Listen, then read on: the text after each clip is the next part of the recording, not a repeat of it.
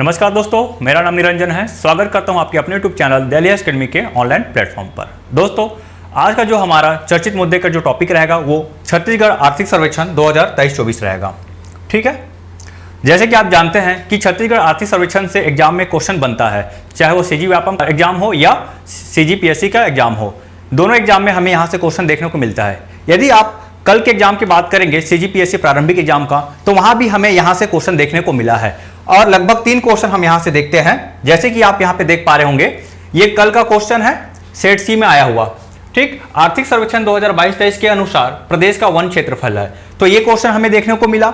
इसके साथ ही दूसरा क्वेश्चन की यदि हम बात करते हैं तो ये दूसरा क्वेश्चन छत्तीसगढ़ में जॉब फूल एवं मोतीचूर, मतलब ये जो है कृषि वाले अध्याय से लिया गया चैप्टर क्वेश्चन को। और तीसरा क्वेश्चन हम देखते हैं कि निम्न में से किस जिले में लिंग अनुपात में महिलाओं की सर्वाधिक संख्या है, तो ये जनसंख्या वाला चैप्टर से लिया गया है। आपको बता देता हूं कि जो आर्थिक सर्वेक्षण है उसमें करीब 17-18 अध्याय होता है। ठीक है, तो उन्हीं अध्याय को हम यहाँ पे डिस्कस तो नहीं करने वाले हैं, लेकिन यहाँ पे जो चर्चित मुद्दा है, मतलब छत्तीसगढ़ के करंट अफेयर के संदर्भ में जो आर्थिक सर्वेक्षण है उसमें जो इंपॉर्टेंट है, जो हमें जानना जरूरी है, सामान्य रूप से यदि किसी नागरिक की भी बात करते हैं तो छत्तीसगढ़ का जो आर्थिक सर्वेक्षण है उसको जानना जरूरी होता है। इससे पता चलता है कि जो हमारा राज्य है या देश की बात करते हैं तो कितना इकोनॉमिकली ग्रोथ कर रहा है, क्या कमी आ रही है फाइनेंशियली, हम इसमें देखते हैं। ठीक है ना, तो चलिए शुरू करते हैं।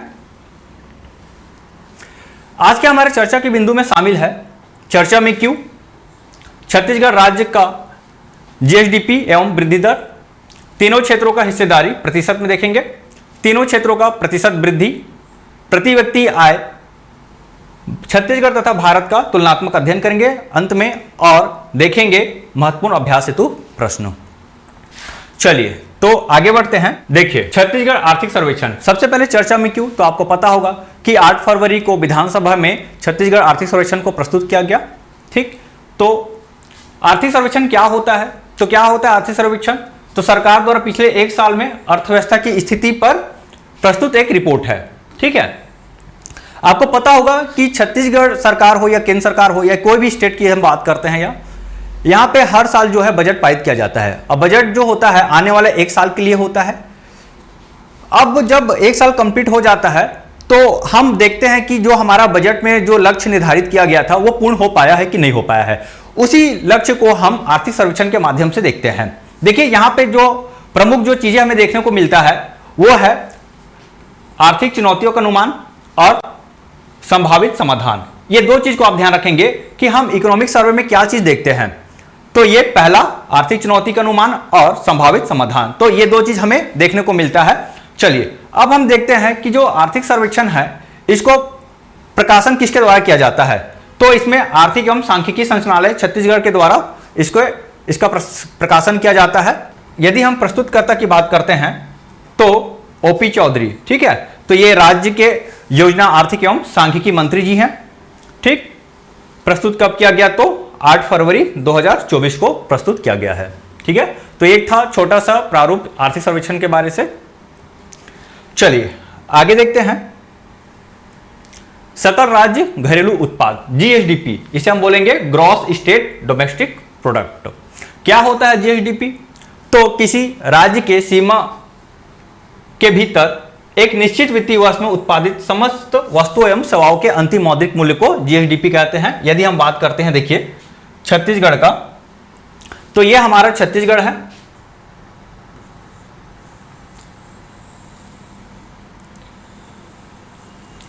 ठीक, ये लगभग छत्तीसगढ़ मान लेते हैं, छत्तीसगढ़ का ये मैप है। तो इस छत्तीसगढ़ के जो सीमा है इसके अंदर एक वित्तीय वर्ष में, ठीक है, ये जो एक वित्तीय वर्ष है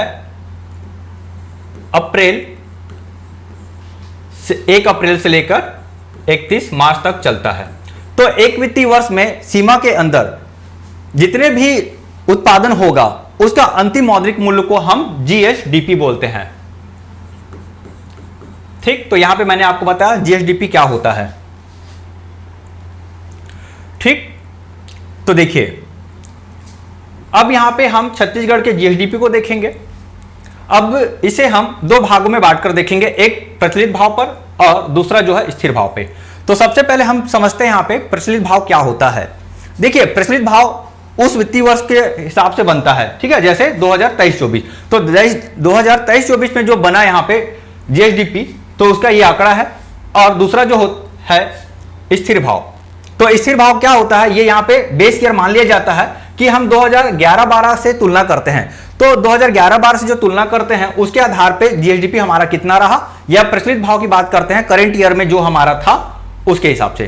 तो देखिए प्रचलित भाव पे यदि हम बात करते हैं तो छत्तीसगढ़ का जीएसडीपी है 5,05,88,651 लाख रुपए। ठीक, ध्यान रखेंगे ये जो आंकड़ा है लाख रुपए में है, इसे आप इतना ही नहीं मान के चलेंगे, इसके बाद लाख रुपए आपको ऐड करना पड़ेगा, है ना। यदि हम इसका वृद्धि की बात करते हैं प्रतिशत वृद्धि, तो यह है 8.93% है। ठीक है, ये जो वृद्धि है पिछले वर्ष की से तुलना किया जाता है, मतलब पिछले वर्ष कितना था और इस वर्ष कितना है, और दोनों के अंतर के हिसाब से प्रतिशत निकाला जाता है, जिसमें हमें यह पता चलता है कि वृद्धि हुई है कि कमी हुई है। फिलहाल तो यहाँ पे वृद्धि हमें देखने को मिलता है, ठीक है, 8.93%। वही हम स्थिर भाव की बात करते हैं तो स्थिर भाव में 3,21,94,473 है, और प्रतिशत वृद्धि की बात करें तो 6.56% है। देखिए ये जो कंटेंट है बहुत ही इंपॉर्टेंट है, यहां से एग्जाम में आपको एक क्वेश्चन देखने को मिलेगा। ठीक, पूछा भी गया है कि छत्तीसगढ़ का जो जीएसडीपी है प्रचलित भाव पे कितना है या स्थिर भाव पे कितना है, तो इस तरह का आंकड़ा दे दिया जाएगा। और आप जानते हैं कि सीजीपीएससी के प्री एग्जाम हो या कोई वनडे एग्जाम हो, उसमें यहां से आंकड़ों का भी हेरफेर कर दिया जाता है। हो सकता है ये लास्ट का 3 डिजिट में हेरफेर करके 4 ऑप्शन बना दिया जाए और आपसे पूछा जाए कि कितना है जीएसडीपी, तो पूरा आंकड़ा को आप अच्छे से याद करेंगे। ठीक है, और वही बात करते हैं प्रतिशत वृद्धि का भी, तो प्रतिशत वृद्धि का भी आंकड़ों को आप अच्छे से याद करेंगे।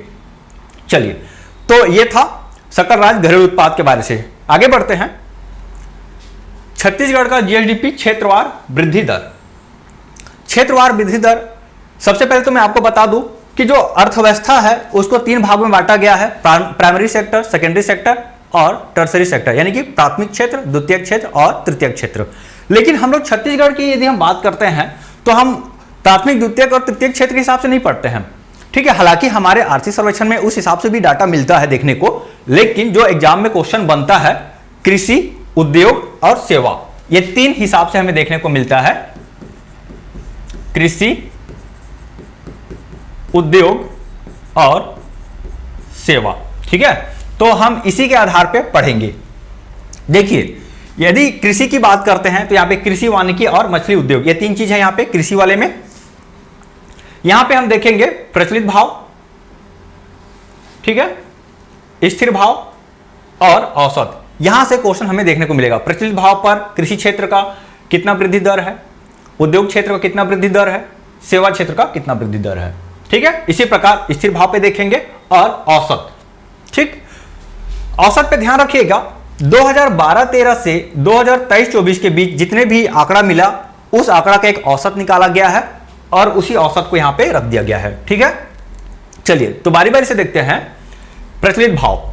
देखिए कृषि क्षेत्र में यदि हम प्रचलित भाव की बात करते हैं तो वृद्धि दर, ध्यान रखेंगे किसका बात कर रहे हैं हम लोग, वृद्धि दर की बात कर रहे हैं। तो कृषि क्षेत्र का वृद्धि दर है 9.05, उद्योग क्षेत्र का 8.17, सेवा क्षेत्र का 8.38। तो ये प्रचलित भाव पे है। वही हम स्थिर भाव की बात करते हैं तो कृषि क्षेत्र पे 3.23% वृद्धि है, उद्योग क्षेत्र में 7.13% की वृद्धि है, सेवा क्षेत्र में 5.02 की वृद्धि देखने को मिलता है।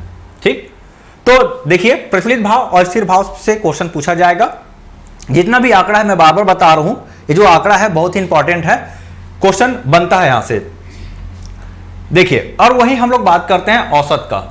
तो औसत वृद्धि कृषि क्षेत्र का 4.90, उद्योग क्षेत्र का 7.36, सेवा क्षेत्र का 5.37 है। ठीक है, तो उम्मीद कर रहा हूं आप ये आंकड़ा को ध्यान में रखेंगे, नोट कर लीजिएगा अगर आपसे नोट करते बनता है तो। आगे बढ़ते हैं, जीएसडीपी हिस्सेदारी प्रतिशत में। देखिए इससे पहले हम लोग पढ़े हैं वृद्धि दर, ठीक है, और ये जो है हिस्सेदारी है, दोनों में अंतर होता है, बता देता हूं मैं। वृद्धि दर का मतलब यह है कि हम लोग ये देखते हैं कि तुलनात्मक, यहां पे तुलना करते हैं, मतलब कि पिछले साल कितना था, इस साल कितना है, और दोनों के बीच का अंतर निकाल के हम लोग यहाँ पे देखते हैं कि कितना प्रतिशत हमें ग्रोथ देखने को मिला है। तो ये वृद्धि दर है। हिस्सेदारी, यहाँ पे हिस्सेदारी में देखेंगे कि मान लेते हैं कि ये हम लोग यहाँ पे इतना जो है कृषि क्षेत्र का हिस्सा है, इतना जो है सेवा क्षेत्र का हिस्सा है, और ये जो है हमारा उद्योग क्षेत्र का हिस्सा है। तो ये यहां पे हम लोग हिस्सा को देखते हैं, ठीक है। इस पूरे को हम 100% मान के चलते हैं। तो इस पूरे को 100% मान के चले तो यदि हम प्रतिशत भाव की बात करते हैं तो कृषि क्षेत्र का जो हिस्सेदारी है हमें 20.49% देखने को मिलता है। मतलब यहां पे हमें क्या देखने को मिलेगा, 20.49%। ध्यान रखेंगे सारा का सारा आंकड़ा जो है प्रतिशत में है। वही हम बात करते हैं उद्योग का। तो देखिए उद्योग का सबसे ज्यादा हिस्सेदारी हमें देखने को मिलता है, वो है 44.69%। और सेवा क्षेत्र की हम बात करते हैं तो यह है 34.82%। ठीक है। प्रचलित भाव, अब यदि हम बात करते हैं स्थिर भाव का, तो स्थिर भाव में 15.32% कृषि क्षेत्र का है, 53.50% उद्योग क्षेत्र का है, और 31.19% जो है सेवा क्षेत्र का है। तो मैंने अभी आपको बताया वृद्धि दर और दूसरा हिस्सेदारी। ठीक, चलिए आगे देखते हैं। अब देखते हैं हम लोग प्रति व्यक्ति आय। क्या होता है प्रति व्यक्ति आय? यदि हम स्टेट की बात करते हैं तो राज्य में जितना भी जीएसडीपी बना, उस जीएसडीपी को कुल जनसंख्या से क्या कर दिया जाता है, भाग दे दिया जाता है, और इस तरह से हमें औसत आय जो प्राप्त होता है उसी को हम बोलेंगे प्रति व्यक्ति आय। तो ये प्रत्येक जनसंख्या का आय होता है। यहां पे हम लोग प्रचलित मूल्य पर, स्थिर मूल्य पर और निवल राज्य घरेलू उत्पाद प्रचलित मूल्य पर देखेंगे। ठीक, देखिए अभी बताया प्रति व्यक्ति आय कुल आय बटा कुल जनसंख्या। देखिए यदि हम बात करते हैं कुल आय का, तो इसको हम जो देखें स्थिर मूल्य पर जीएसडीपी बटा कुल जनसंख्या।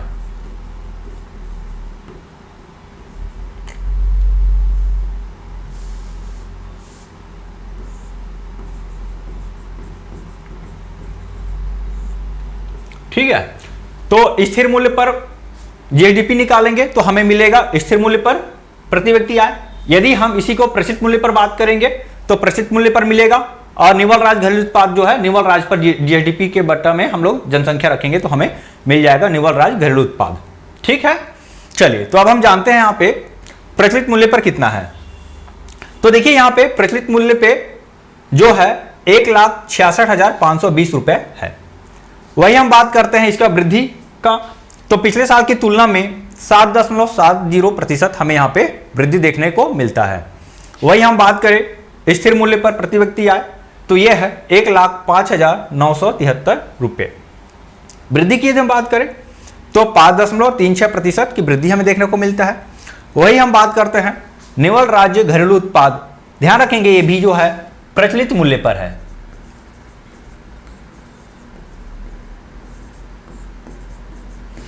तो निवल राज्य घरेलू उत्पाद जो है 1,47,361 रुपये है। यदि हम इसका प्रतिशत वृद्धि की बात करते हैं तो 7.30% जो हम यहाँ पे वृद्धि देखते हैं। ठीक, तो बहुत ही इंपॉर्टेंट है प्रति व्यक्ति आय। ये बताता है कि उस राज्य की नागरिक जो है आर्थिक रूप से कितना सशक्त है। ठीक है, आगे बढ़ते हैं। अब हम यहां पे देखेंगे वृद्धि दर, देखेंगे कृषि क्षेत्र के विभिन्न घटकों का।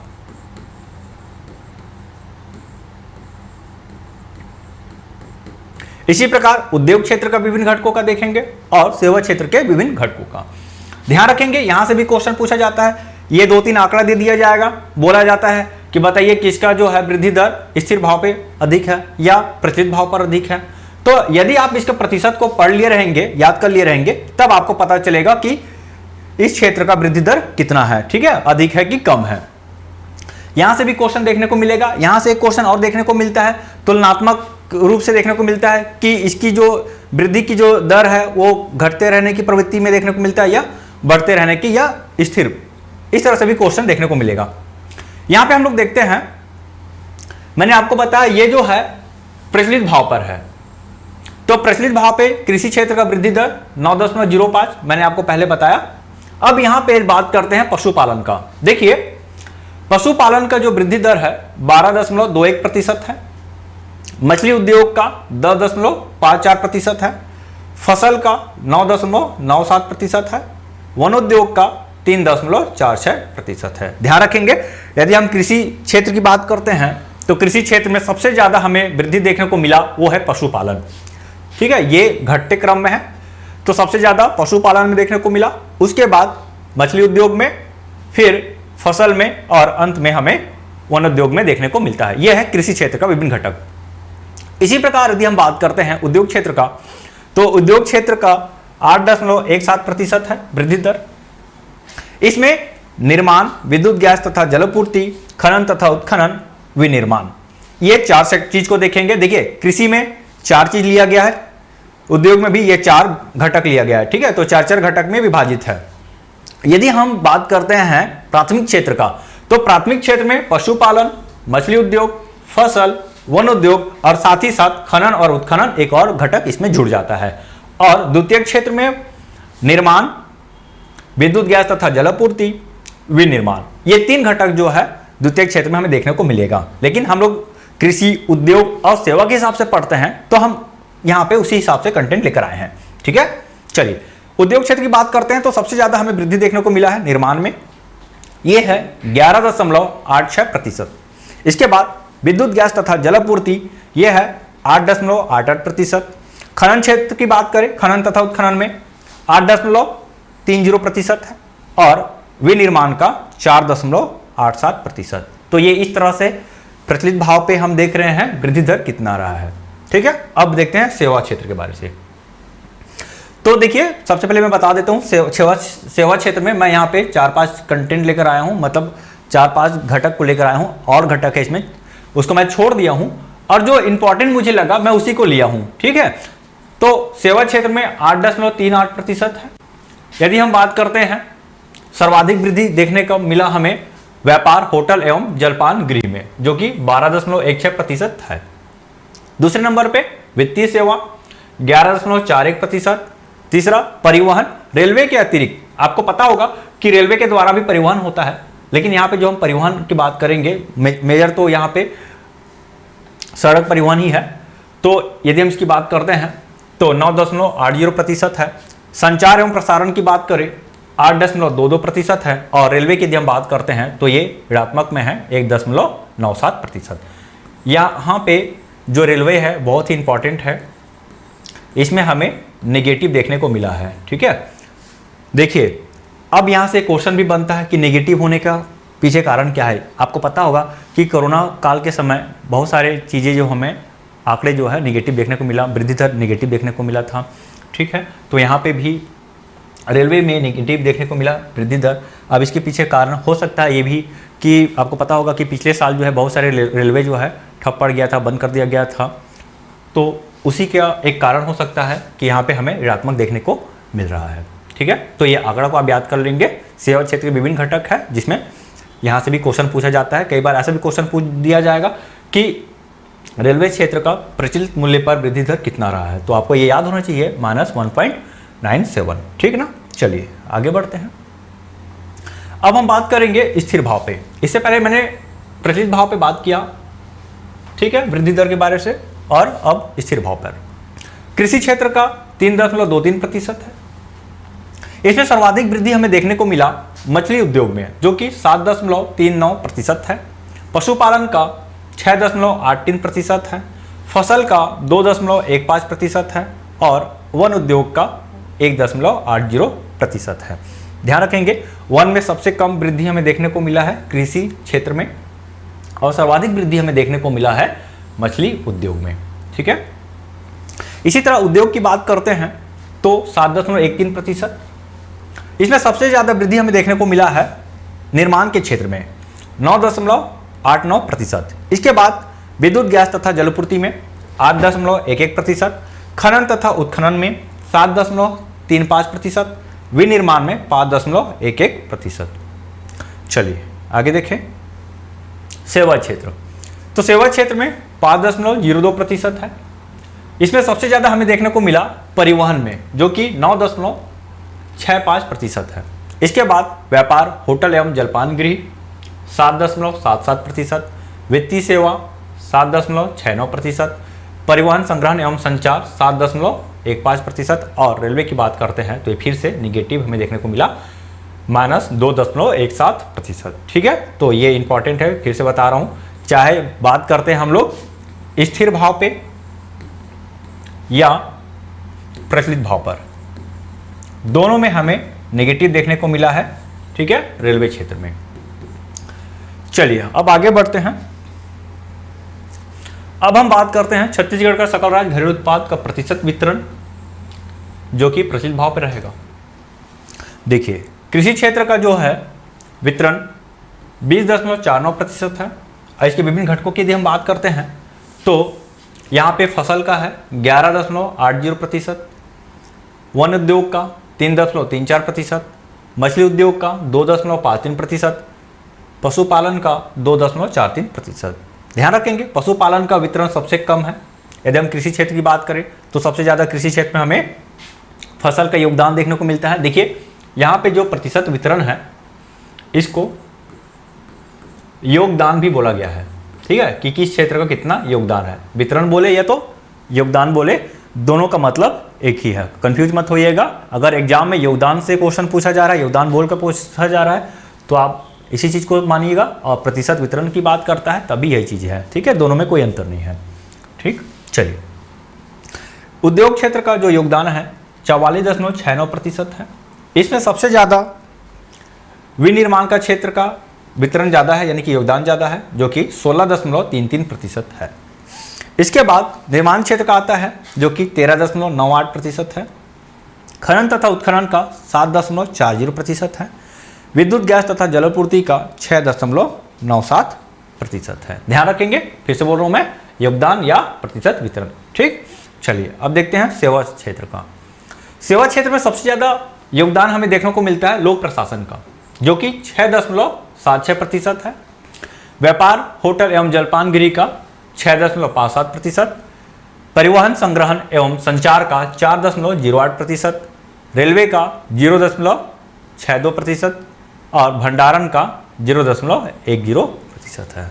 और वही हम बात करते हैं सेवा क्षेत्र का, तो ये 34.82% है। ठीक, इंपॉर्टेंट है ये आंकड़ा, ध्यान रखेंगे, बार बार बोल रहा हूँ। ठीक, आगे बढ़ते हैं। स्थिर भाव पर प्रतिशत वितरण।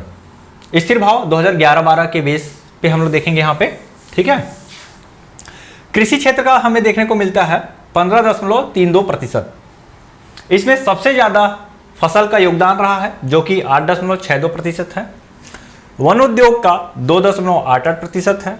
मछली उद्योग का 2.17% है। पशुपालन का 1.62% है। ठीक, वही हम उद्योग की बात करते हैं तो उद्योग में 53.50% है। ध्यान रखेंगे, यदि हम बात करते हैं कृषि, उद्योग और सेवा का, ठीक, कृषि, उद्योग और सेवा का, तो सबसे ज़्यादा योगदान जो है उद्योग का है। यहाँ पे आप देख सकते हैं ये 50% से भी ज़्यादा हमें देखने को मिल रहा है। यदि हम उद्योग की बात करते हैं तो विनिर्माण का सबसे ज़्यादा योगदान है यहाँ पर 21.19% है। निर्माण का 11.64%, खनन तथा उत्खनन का 10.52%, विद्युत, गैस तथा जलापूर्ति का 10.16% है। ठीक, और वही हम बात करते हैं सेवा क्षेत्र का, तो सेवा क्षेत्र का योगदान स्थिर मूल्य पर 31.19% है।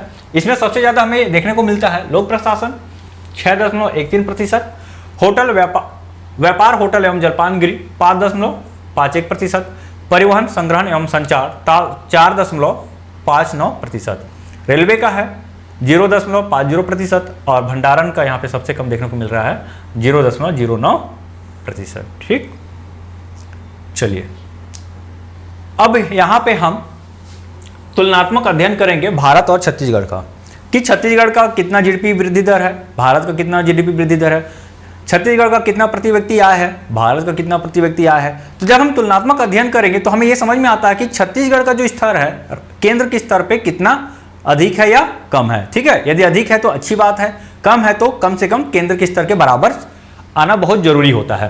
ठीक है, नहीं तो पिछड़ा हुआ भी माना जाएगा यहाँ पे। ठीक, चलिए तो सबसे पहले यहाँ पे छत्तीसगढ़ एवं भारत के जीडीपी विकास दर स्थिर भाव में हम बात करते हैं।